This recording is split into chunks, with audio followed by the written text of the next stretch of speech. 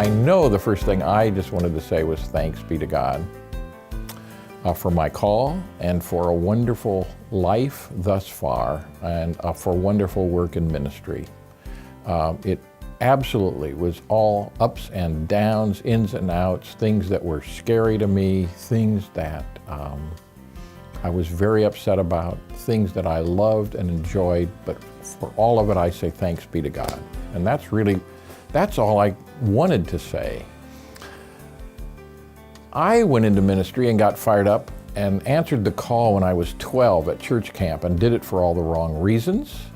And it took me another 10 years and seminary and an internship through Boston University School of Theology, little plug for them. And it took me the next 10 years to discover more healthy reasons to be in the ministry. We don't have time to go into that today, but I do keep a therapist on retainer.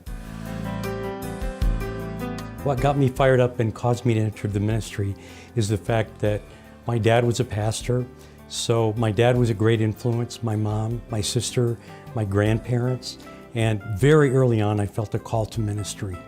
They fired me up by showing me how to make Christianity practical in the real world, how to live out one's faith, not having to talk about it a great deal, but simply living it out and letting Christ work through us.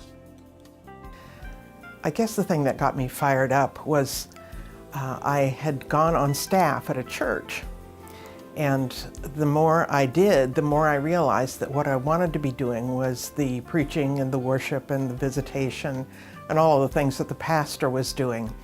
And there was no point in me duplicating that. But the more I began to visit people, the more I realized that I learned so much from them and gained so much. I would tell you about learning to pray. It was always very difficult for me to pray extemporaneously. And I was in a nursing home one day. It was in the 90s, and this woman had emphysema and could barely breathe, and I had to wake her up when I came in. And we talked for a few minutes, and I said, well, let me say a prayer. And I began to pray, and I got in the middle of the prayer, and I couldn't think of anything to say, and I was just sitting there silent, and she said, amen. And I thought, oh, I was done, okay. So you benefit so much from being with people and being around people. Initially, I ran from it for a number of years, and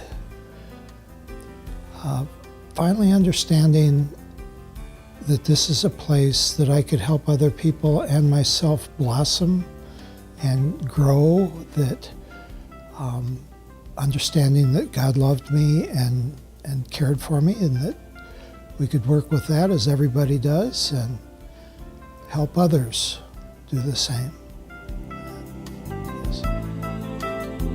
I believe I saw a need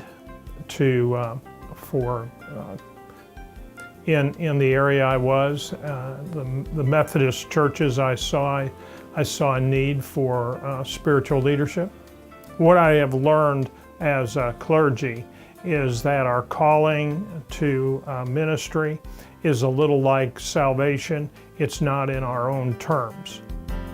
So I think that was something I've learned.